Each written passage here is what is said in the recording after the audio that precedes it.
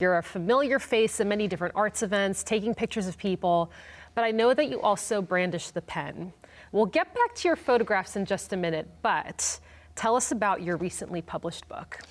Well, Have a Very Bad Day, my recent book, started as an art project, really, where I penned 1,000 short stories. Why? We don't have enough time for that. But it was, I thought I'd be able to do it. I did. I posted a story every day on social media. They weren't all great, but I kept it up. And when it was done, a short while later, I pulled them down to about 400 or so in 4 chapters. And then, honestly, I couldn't edit them anymore. I was completely incapable. They've gone through all the processing that you could possibly put them through. At that time. Yeah. And so recently I revisited them, and I was delighted to find that I could bring a new perspective to them. And of course they weren't even, you know, some were better written, I became a better writer throughout the process. By the way, if you'd like to be a better writer, write 1,000 short stories. Yeah, absolutely. It sounds like great practice. And I'm just wondering, Yes. Richard, where do these stories come from? Do they come from your imagination? Are they based on real events? Nothing is straight.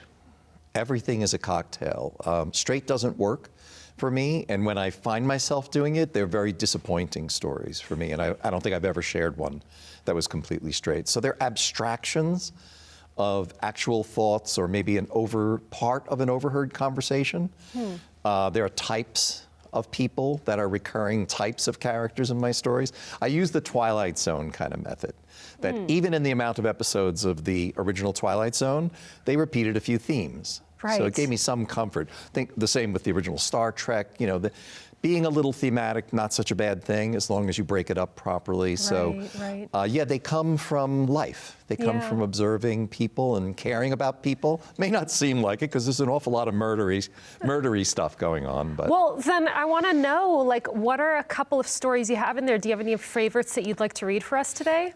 I would love to share one with you. Wonderful. One or two. Here's the book, and we'll go to page 2. Good Shot.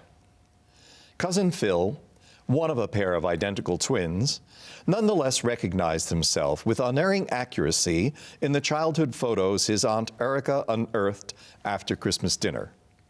His brother Earl was the one who was rarely photographed without an air gun, while Phil was the kid with the patch where his left eye used to be. That's fantastic. That is so great. I understand that some of these stories are roughly a paragraph long. Some are even like 1 or 2 lines long. Oh, some are insufferably long, a page. Insufferably long. Insufferably. So I'm wondering, you know, because I like to write too, fiction writing and things like that. And I know as writers, we really observe the world, right? And I know you said that you don't write anything straight, but there's certain things you overhear, certain things you see, and you like to kind of give a new frame on them, repackage them, and then give them back to the reader or audience as a gift. What kind of a gift are you giving to your readers with these soundbite stories? You know, many of us, it's horror season. You know, we like horror films, so think of them as little horror stories, but instead of having to wait till Have a Very Bad Day 2, I've already let you in most of the time on the thought process and the backstory in a little bit of a way of the character. So there's psychological peaks. Even a murderer can feel a little down. Even a murderer can feel a little down. Yes. I want to talk about the symbols and charms that you use as artwork for your book. If you wouldn't mind actually holding up the book. Here we go.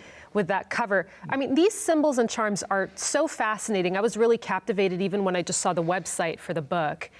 Tell us a little bit about these symbols. Where did you find these things? And also, too, I know you have a background in design and branding. Yes. So do you think that background in branding and design had an impact on the way you crafted the aesthetic of the book? Well, last question first, of course, right? Of course. And it was important for me to design my own book. I wouldn't have felt comfortable.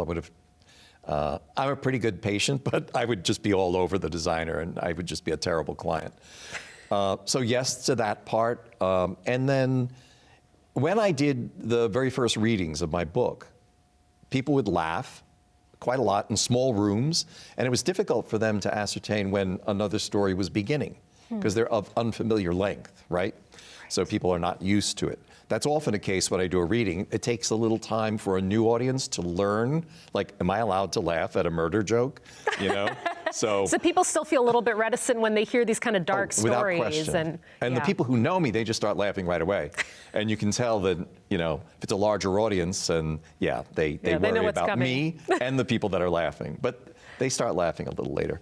But in any case, the next time, it was really the second time that I was invited to at a club to tell stories, I had a projection, and I wondered what I'd use as images. So I put up a title for each story, and I accompanied them with a little, like, Cracker Jack toy or a lagniappe.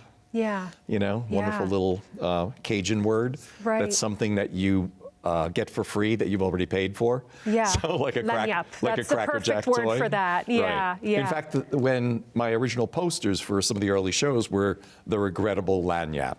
Oh my gosh. Where did you find these charms?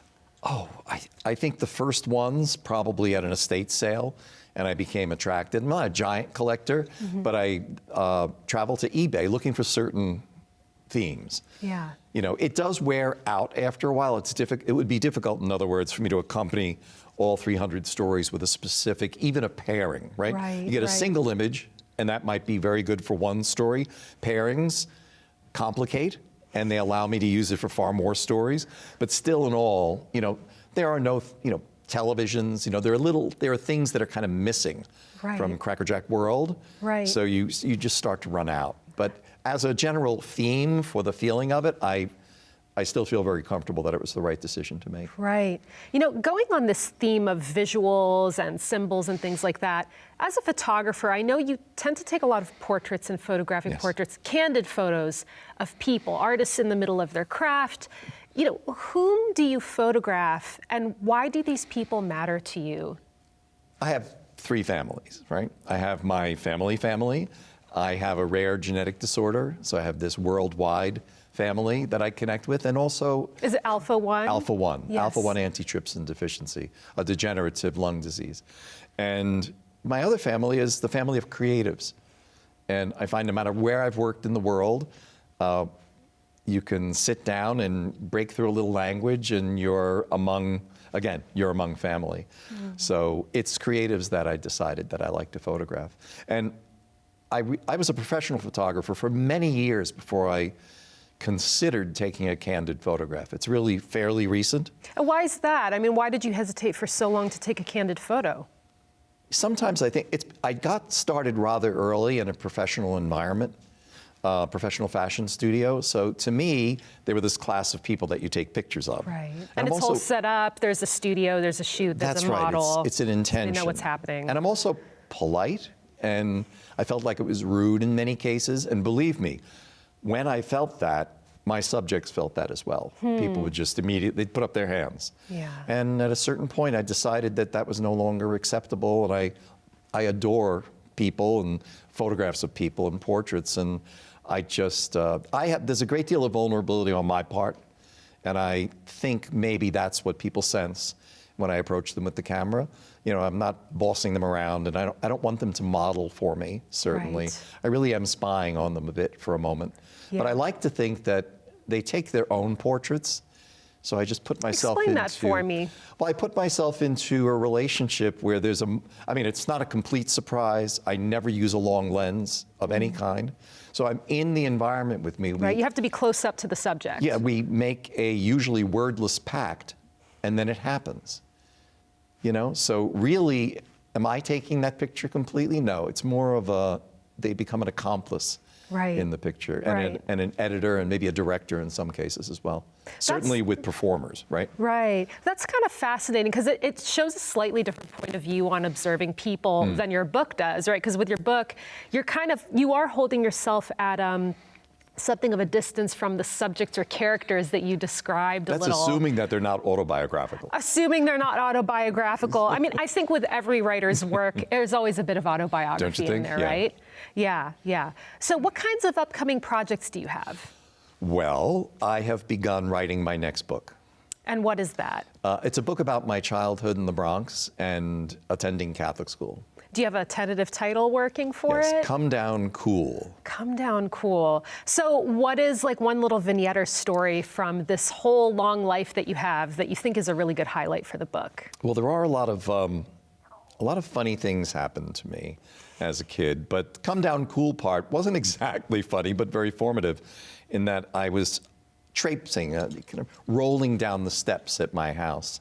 I lived 5 stories up in an apartment building. And when I reached the bottom, there was a sort of neighbor from about a block away with a switchblade. And he held it to my throat and he said, And you were a child. I was a child, yeah. And he said, I want you to go all the way back upstairs and come down cool. So I swallowed, walked gently up 5 flights, and did my best James Bond kind of cat-like maneuver coming down. And when I got to the bottom, he folded the knife and he said, cool. Incredible. I mean, New York was a very different place too. Or the back in same, the but 60s. yes, or it the was, same. certainly was a place. Right. You know, it's really interesting, Richard, because when you describe things like this, I mean, that's probably kind of traumatizing or at least horrific, especially for a child to experience. But it sounds like what you also do as a writer and as a creative is to take these really hard, very difficult experiences and try to digest them and reflect on them in a way where you can help yourself and help other people laugh. Because everybody knows what it's like to go through a difficult situation, maybe not exactly like that, but something with similar feelings or feeling tones to that, which I think is a really kind of remarkable gift to give to people. You're so smart. I had never connected the two, but I suppose that's true. Well, I think the beauty and the intelligence comes in the stories, and I'm excited to read more of them. Richard, thank you so much for being on A House for Arts. It's such a pleasure to have you. Thank you, and thank you, audience. And have a very bad day. And you too.